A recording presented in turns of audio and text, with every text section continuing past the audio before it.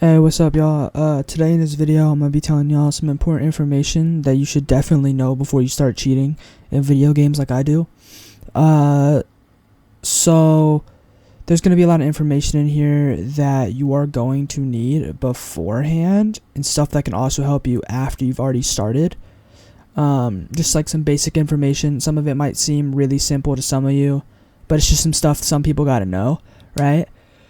So first, we got hardware ID bans, which most games nowadays on like newer anti-cheats, such as Easy Anti-Cheat, Battle Eye, just shit like that, Vanguard Anti-Cheat, just newer anti-cheats, good anti-cheats like that.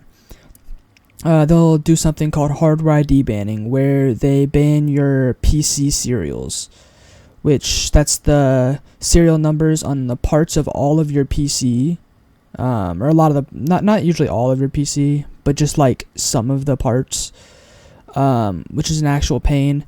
They do this so you can't just get banned for cheating, then load up a fresh account and then continue cheating, because it'll usually like insta-ban or auto-ban your fresh account when it realizes your serial numbers are blacklisted. So there's two fixes to this. One, before you get banned, you want to run a temp spoofer, which temporarily changes your PC serials until you restart your PC. Then it goes back to your original serials. So you can run a temp spoofer, cheat, get banned, and then restart your PC, and then clean your traces, which we'll get to in a minute. And then you're usually good, depending on the game. But yeah, temp is the best to use if you play games legit and you care about staying unbanned. And then we have perm, which permanently changes your serial numbers until you change them again, and or you like wipe your partition on your drive. Like if you reinstall with a USB and fully wipe your Windows partition and like just delete it. Partition, I'm not great with words, just don't judge me. Yeah, you completely delete that and just wipe the entire drive, then it will go back to your factory serial numbers, which are assuming the banned ones if you used a perm spoofer. And that basically covers hardware ID bans. Now we're going to move on to traces. Traces are something that a lot of anti-cheats leave over on your device that you have to clean up, or it works somewhat like a hardware ID ban, and if you don't clean your traces, it'll detect that you have these traces and you'll catch a ban. Usually slower than a hardware ID ban, but not always. And there's many ways, but I would talk to your provider for your specific game on how to clean traces, because it's a very important step for a lot of anti-cheats. So that about covers that for traces. And now we're on to the risk. No matter how good your cheat is, there is always a risk that you can get banned. Even if you paid $1,000 for that cheat you're using, your provider says it's undetected, no one's ever been banned using it, don't cheat on your main account. There's always a chance that you can get banned. Providers might tell you there's a 0% chance you can get banned, but there's always a chance. It can be unlikely, but there's always a chance. So I never suggest cheating on your main and then going over to your provider and yelling at them, because none of us like that.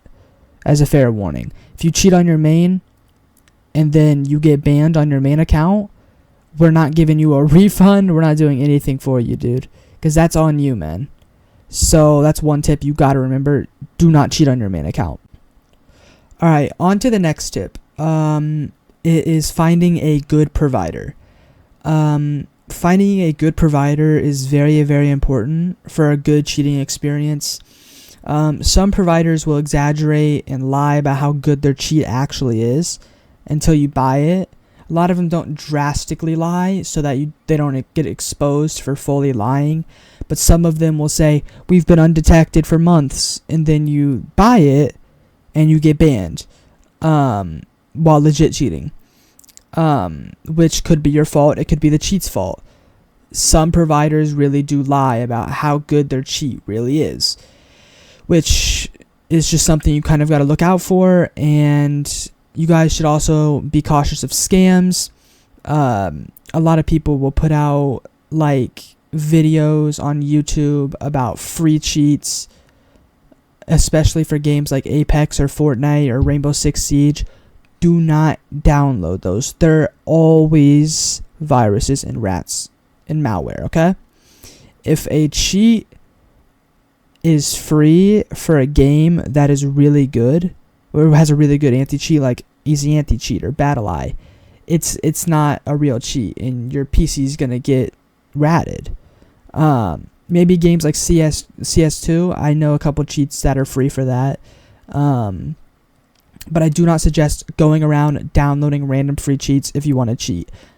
I do suggest buying them, okay, from a trusted provider.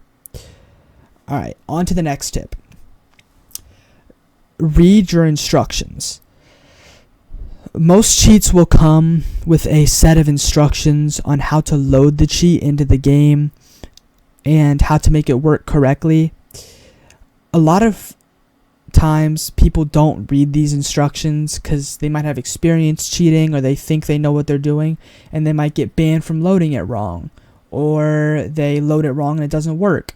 If you guys come crying to support and opening tickets in their Discord, it's talking about issues that are clearly fixed in your instructions, we're not going to usually be happy with you. Some providers really don't mind because they're just really gracious people. But me, if you catch me on a bad day and you're spouting some stupid shit like, oh my god, my menu isn't showing up, and the reason your menu isn't showing up is because you're not on like windowed full screen, I'm going to get really mad at you. Well, not really mad, but not going to be happy with you. I always suggest reading the instructions for your specified cheat, even if you have experience cheating. On to the next tip. Media deals. A lot of cheat providers that are smaller, sometimes less trustworthy, but smaller providers, and sometimes big providers, really big providers, they want to get their name out there and they want sales on their cheat. So they will give people free cheat keys. And all you really have to usually do is go in the game, get clips, and make a video. Or do a live stream. Or something like that. You can get paid real money, or you can get paid cheat keys for like a week after a couple days of doing it. Even the people I work for, we provide media keys. Modding Association, some of the people I work for. I'm coming out with a new server soon. Anyway, no plugging.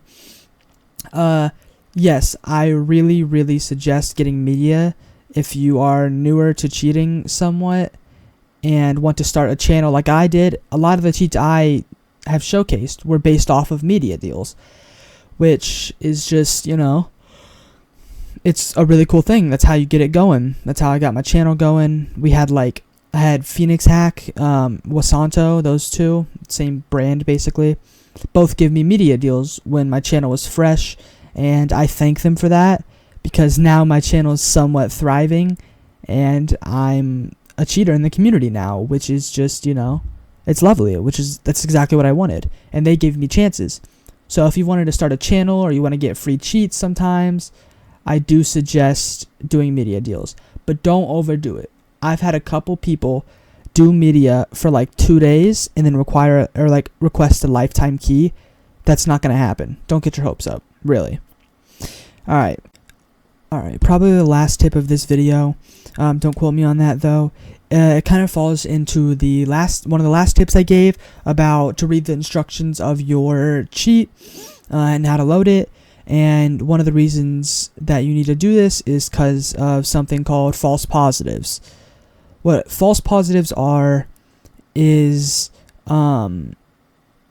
error where your PC detects video game cheats as viruses and malware. The reason it detects this is because it has files in the cheat, of course, that are malicious, but not to your PC. They are used to inject into the game's memory, just into the game overall. It helps you load your cheat correctly, all of that. And your PC detects it as just, possibly dangerous.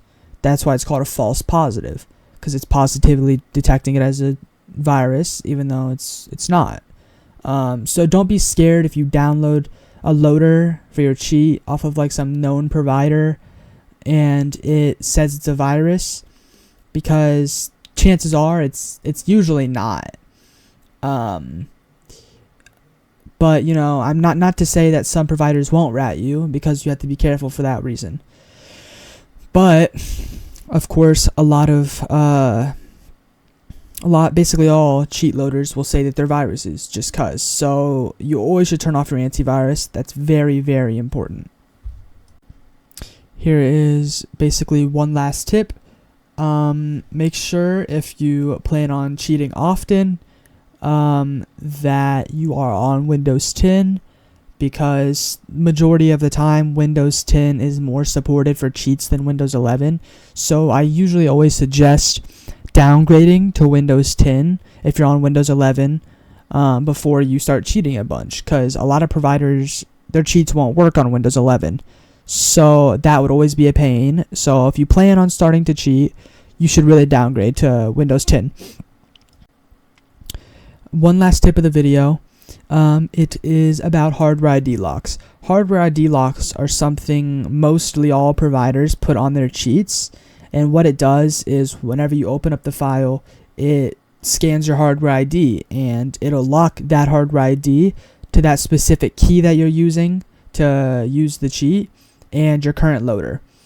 And what that does is make it so you can't just give like your key out to other people and then give them the loader and let other people use your cheat if you bought like Lifetime or something.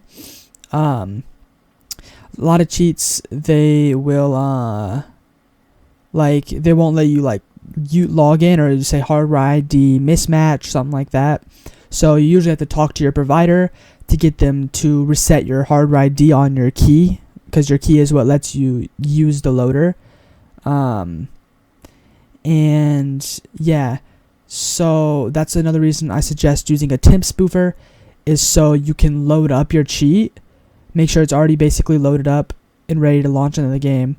Then you use your temp spoofer to change your serials, then open up your game with your loader, and your cheat will already be loaded for you. You'll be spoofed.